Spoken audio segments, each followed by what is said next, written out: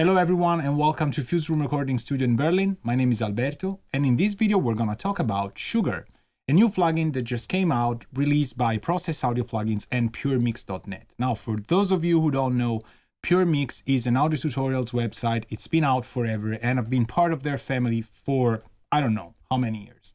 So when they told me this plugin was in closed beta and I was gonna be called upon testing it for beta testing, I was super happy.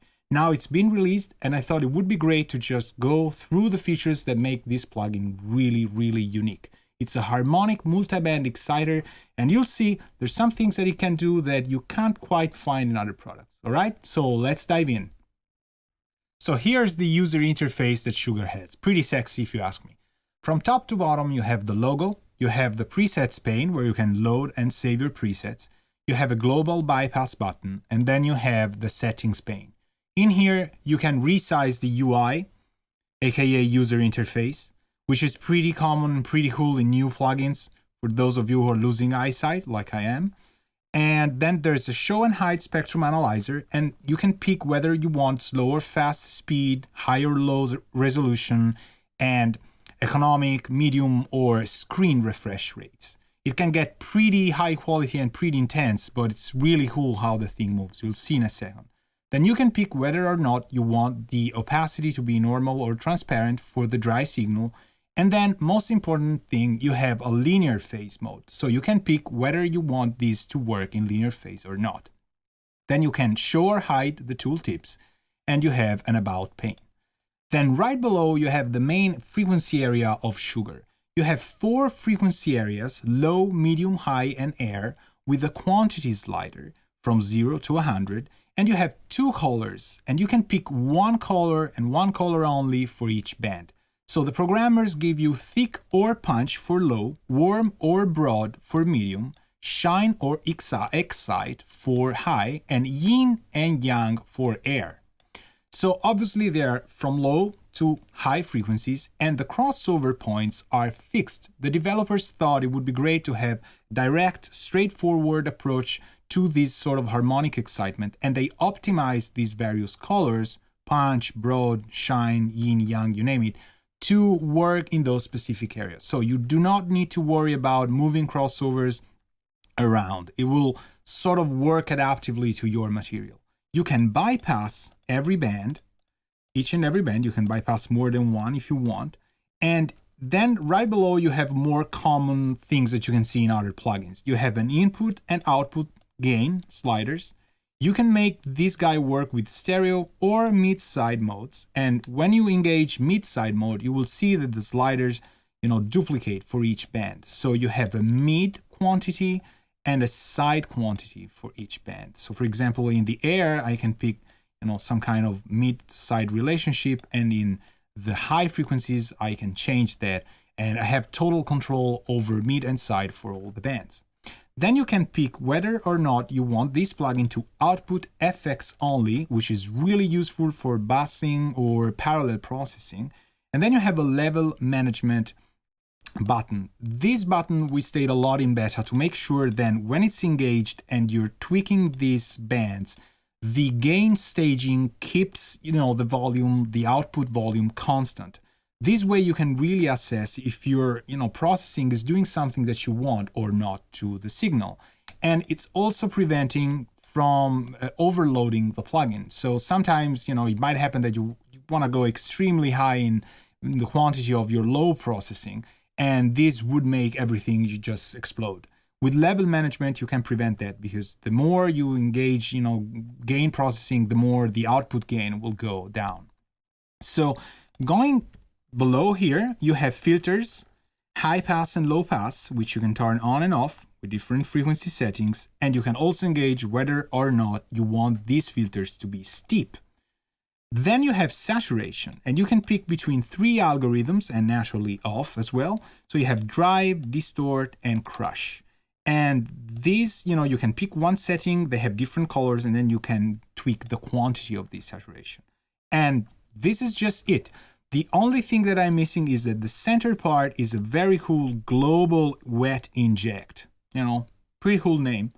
The wet inject basically does this. It just increases everything by, a constant amount. So the relationship stays the same. So if you have a ratio between different bands, these will, be preserved.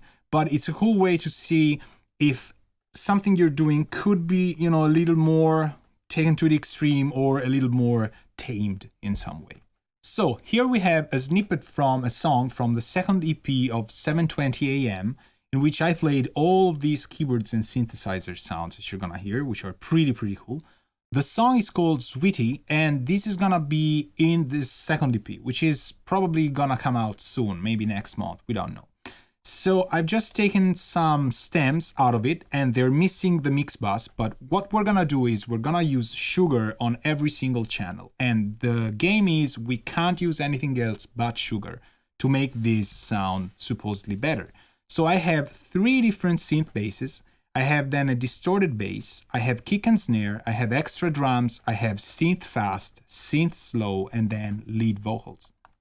All of these sugars are off, or we're gonna also bypass them, but they weren't doing anything to the sound. We're gonna listen to this snippet, and it's the end of the first chorus, if I remember correctly, going into a sort of like middle 8, and then going to the final chorus.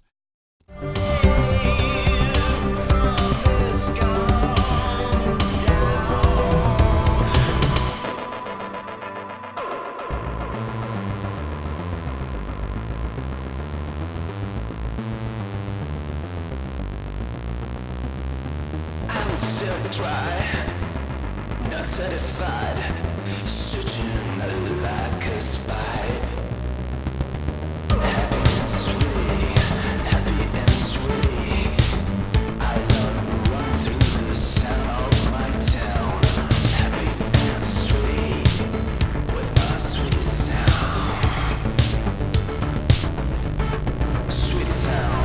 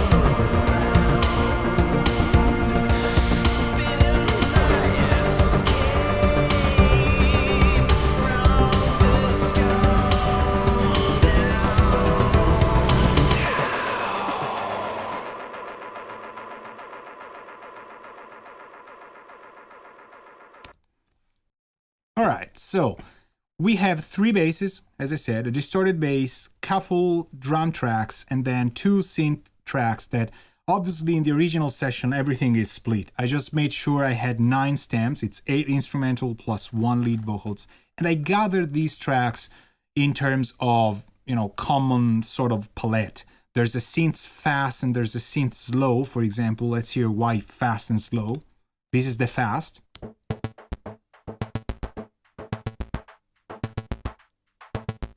And this is the slow.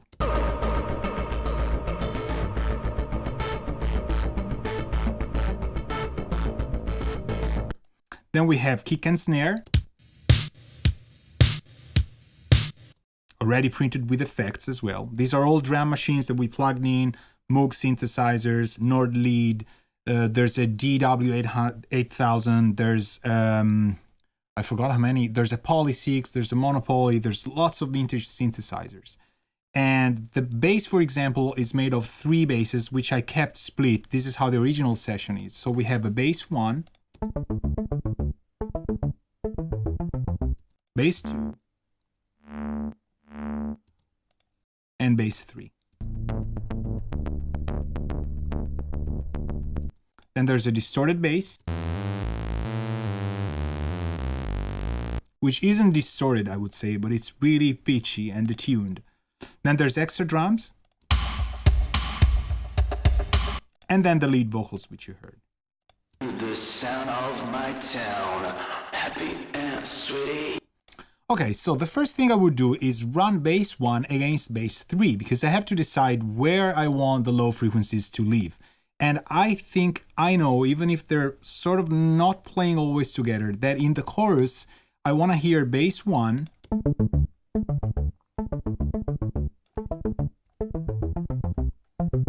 which does have bass frequencies, and bass 3.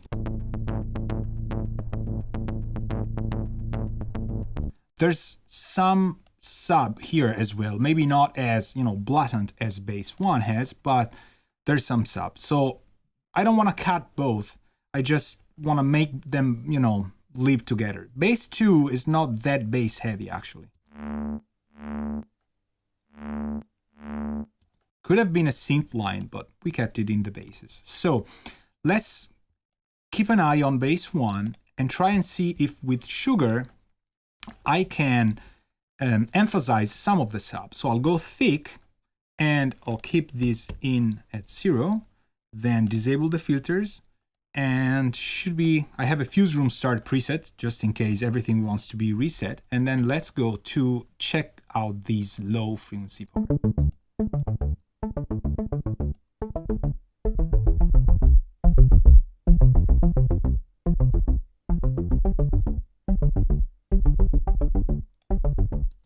Pretty cool. Now, I think thick is good. I already tried it, so I knew. But punch could also be cool.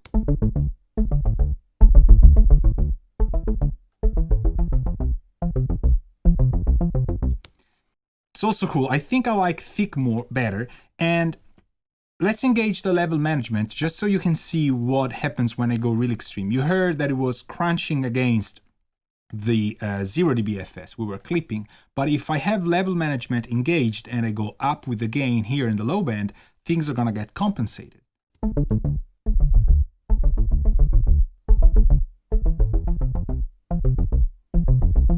So there's still a lot of energy, but there's also a compensation that prevents, up until the extremes happen, prevents the DA to just clip. So I think I like it around 60.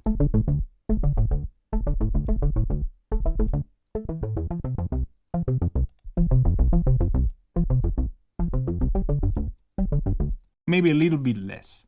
What I can try is also this warm broad.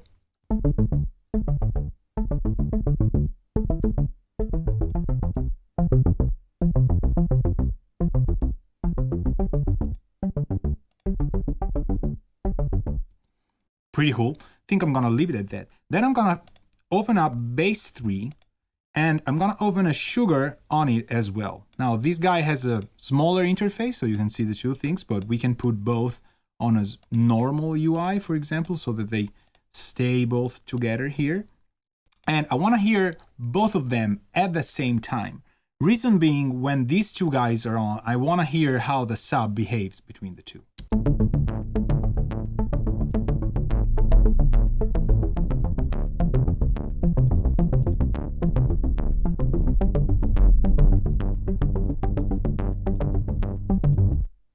Okay, I think I'm gonna leave the lows on thick for the extreme sub, and let's see if I can use warm or broad on bass 3 to make things more glued together.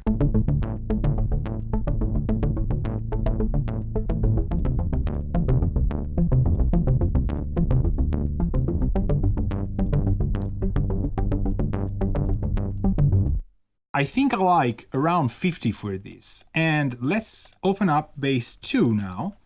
And with bass 2, I just want to emphasize those little details in the medium highs.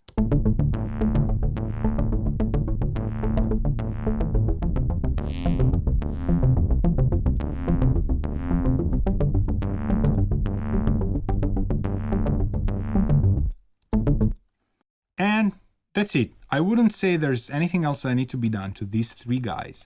So let's hear how the bass was behaving before and how, you know, it just become.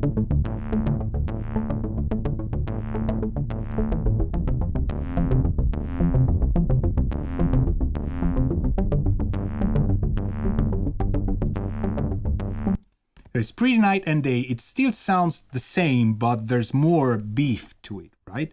So now let's go to the part where bass 3 plays against bass distorted.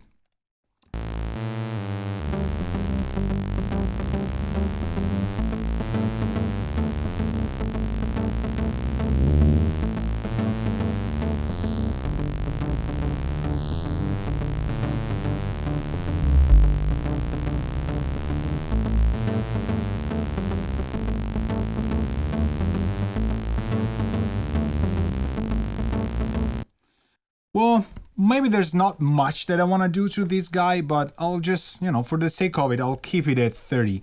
But it just sounds scooped the right way. This distorted bass doesn't really have much that I think needs to be done. So let's go to the drums, and I'm just gonna keep things, you know, in context by not disabling or muting channels that I've already worked with.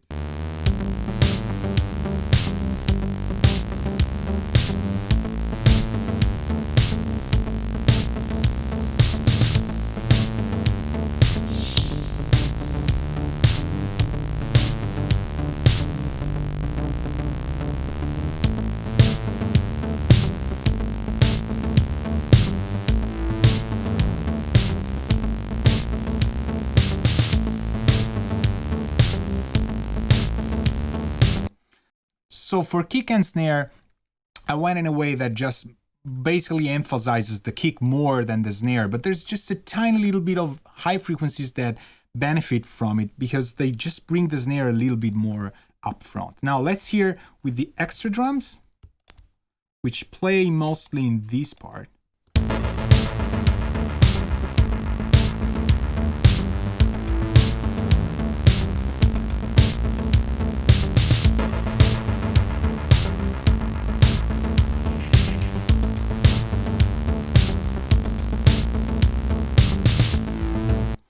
There's those little details in the high frequencies really get emphasized and they just play around the stereo field, right?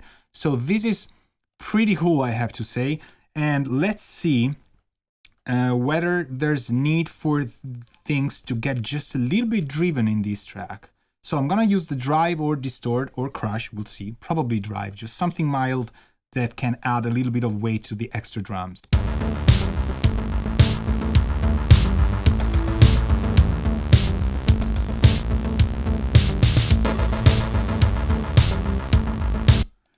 Cool. So it's sort of saturating, but also creating some kind of compression, obviously. So it's making all those little details be less pointy and more like beefy and meaty. So this was before.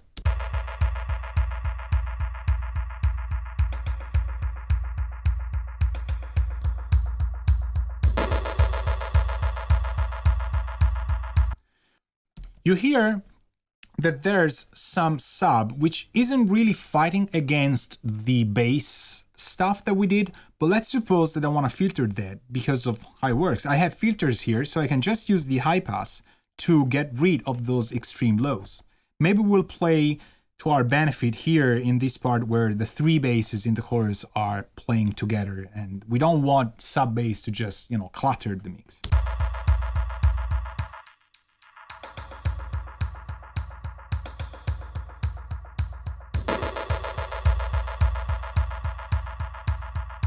All right, let's hear it with the bass.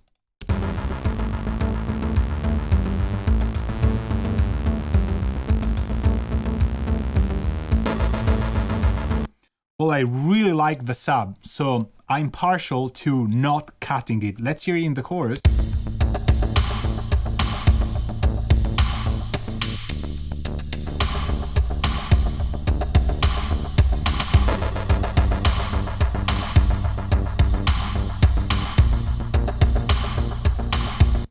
I'm thinking it's gonna stay at 20 Hz and probably 15K just so that the highs in the yin processing don't become too prominent. But I lied. I want to keep that sub from the, from the kick. Then there's synth fast and synth slow. Let's do synth slow first. I want to see if I can emphasize some mid beef in this stuff.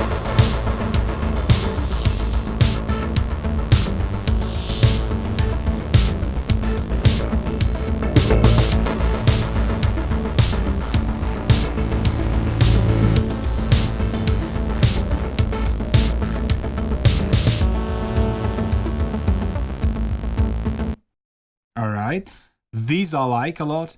And then the fast synths instead, which we kept last, we're gonna use for those sparkling little details.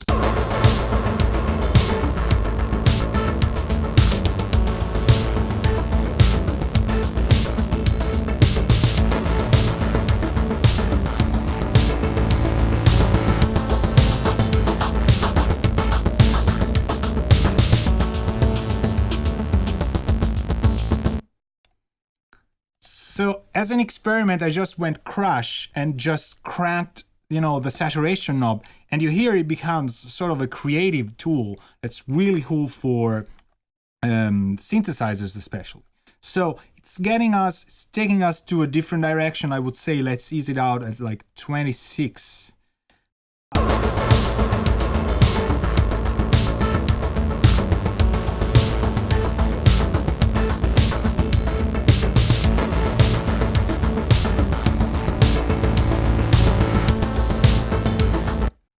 I like it this way. So we could try the wet inject to just make things go a little bit more or less, but let's not touch this. Let's go to the lead vocals, and then we're gonna process everything through our mix bus.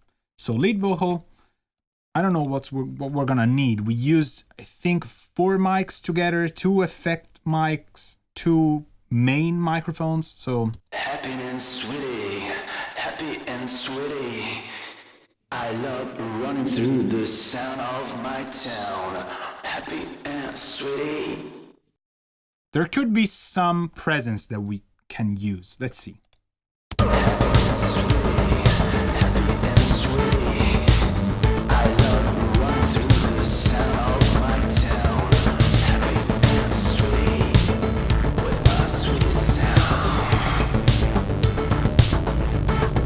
In this case, it's not much about the processing, it's more about the saturation stuff. So I can ease these 2 guys out and try and play with the filters to make things a little more interesting. Let's keep this part playing. I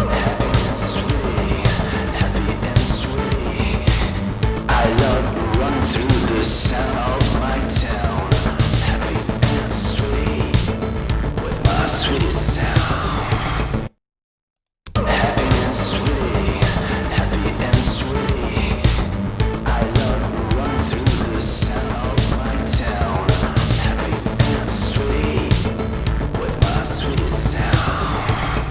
This could be a sound, for example. It's a little less open and it's more, just concentrated on the mid parts and has that distortion. In this case, distort really worked. So let's check the chorus to see whether or not it's too loud now.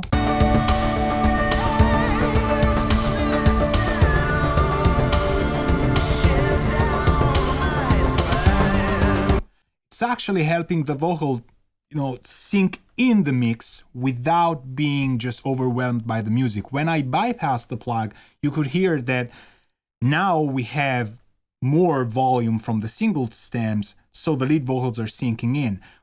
And in this case, the tendency would be, all right, we'll just crank the volume on the lead vocal. And this creates lots of issues usually, because you're gonna go and creep until, you just have an issue with gain staging. In this case, we have more harmonic distortion from the lead vocal itself, and this is helping the vocal sit in the mix without really jumping at us, which is something that I want to do with this record when the mix will be finished and you'll hear it. I don't want the vocals to be pop sort of vocals in front of my face. I want it to be inside, like a sort of distorted synth kind of sound. This was the signature also for the first EP. So we're going to keep that because we like that. So as you can hear, a little goes a long way in this case. We just have a little more density in the mids, a little more distortion saturation. We don't need to pump the extreme frequencies so much since we pumped the stems already. So one of the few things that I carry over my Italian tradition is I like my espresso black, no sugar. But in the digital domain, in this case, I have to say this plugin can do a lot of cool things. I tried analog devices for it, but the phase coherence is always sketchy. And when you do parallel harmonic exciting, you should be very wary about low frequency content and mid-high frequency content because it's gonna change your soundstage. The fact that here you can use linear phase and the fact that you do not have any issue with gain staging or distortion impedance from input and outputs like you have in real analog devices makes this plugin useful in a variety of cases. So download it, get it, it's probably gonna get announced everywhere in the world very soon. So probably by the time you watch this video, it's already somewhere, in a store near you. So thank you for watching. Until next time. Ciao.